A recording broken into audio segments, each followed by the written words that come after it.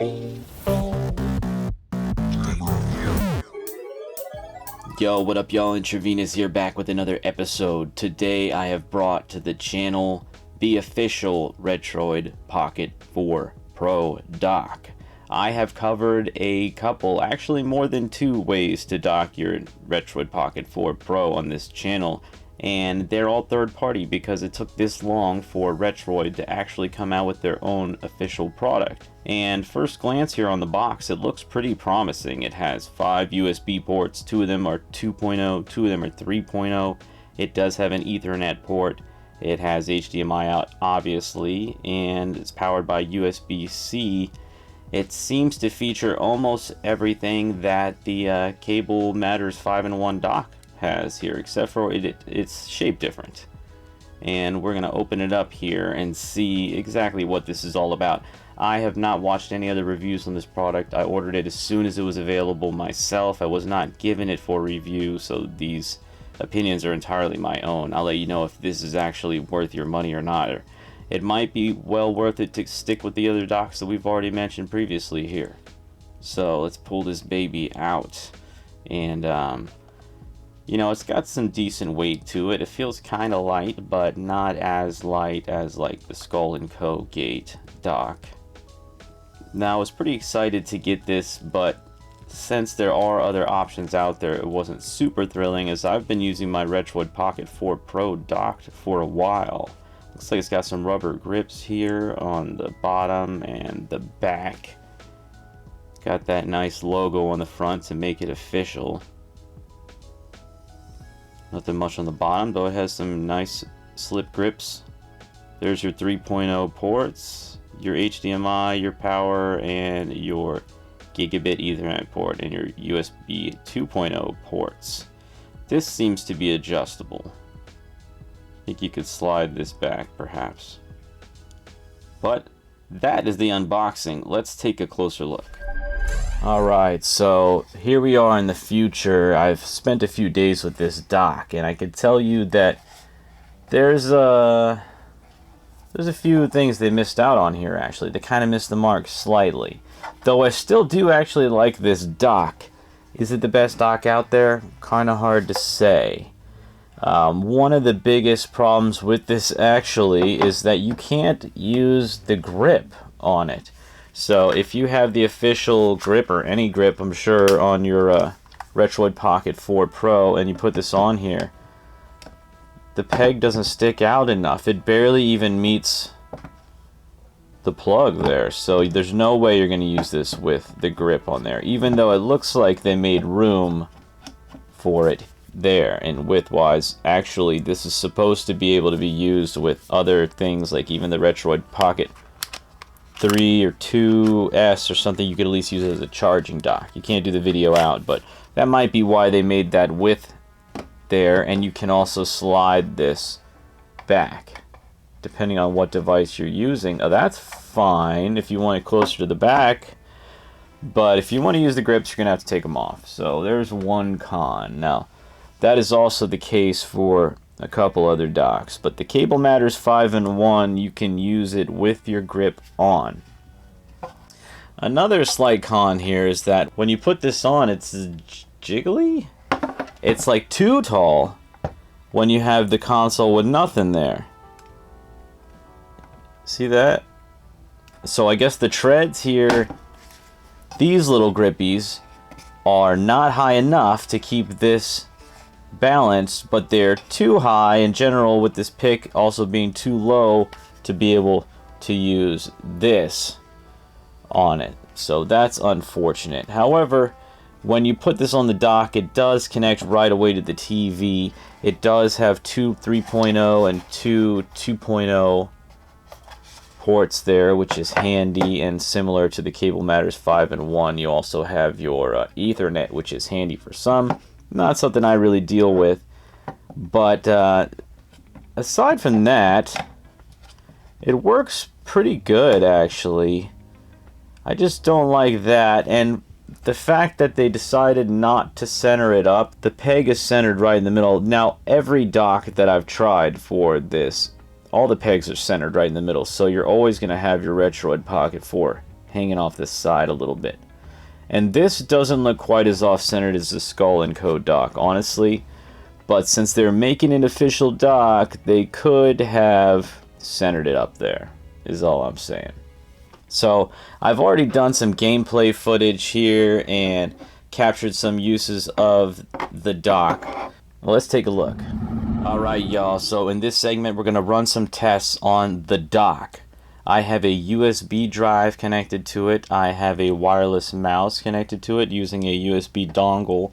And then on this side I also have the DolphinBar. This lets you connect actual Nintendo Wii controls to your Retroid Pocket 4 Pro and play emulation on the Wii like you should and would want to with the actual controls. Pretty awesome, actually. So you can connect all these things at once, and I just wanted to go over some of this and show you how it works. So right off the bat, if I move the mouse around, you'll see it appears on the screen.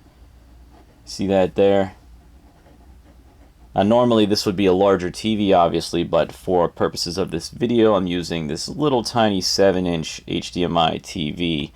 And the mouse, you don't need to install anything at all, it just connects. I've tried a keyboard too. Keyboard works fine. You could basically turn your Retroid Pocket 4 Pro into a PC, Android based. And so let's go over here and click on the file browser.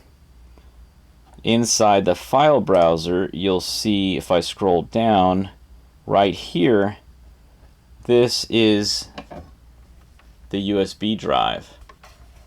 So, you know, you can see it's recognizing that. And over here we can see what's, you know, I got some ROMs and stuff on there. So the mouse works great, and you might not really want to use it too often, but it's handy to have. In fact, I also have my Bluetooth controller here, the 8-bit Do Pro 2, and you can set up the virtual mouse with the controller, which I recommend. I have mine set up so if I just hold both these down for 5 seconds, it'll bring up or activate the virtual mouse.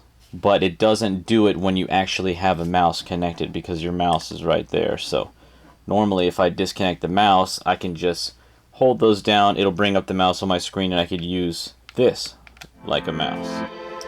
So for this video, I've decided to use this miniature, it's like a handheld controller, keyboard, and mouse combined. I actually use this as an arcade technician to repair arcades. This is perfect for connecting to the PCs and standing back and operating the displays on the arcades. It's also good for smart TVs. But this way you can see everything right here. So we're going to go ahead and turn this on. It's on. If you look up on the screen there, you see a mouse moving around. And this has multi-touch functionality. You could tap. You also have left and right buttons here. And you've got a keyboard. So let's go ahead and click on the Google Play.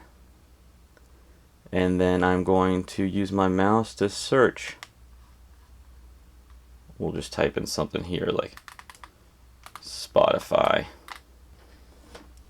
So you see there that we have Spotify pulled up on Google Play using our keyboard. That obviously works. And we can use this to go ahead and as well drag up and over if we want to clear out our apps, just like you would touching the screen. So we know the keyboard works. We know the controller works.